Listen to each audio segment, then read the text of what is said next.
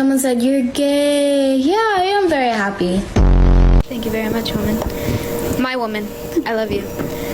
Sorry, that might be disrespectful, but that is my nickname for her, because she's my wife.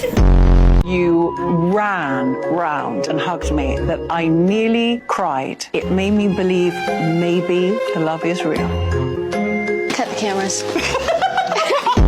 I did know that Jenna would be exceptional, and I think she's gone on to blow everybody's mind.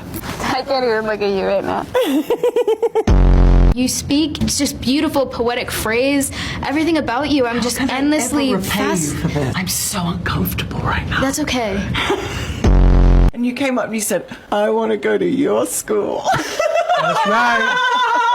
I'm sorry that you have to hear all this, but we were flirting kind of. I love it. It's all right. We'll talk about it later. Yeah.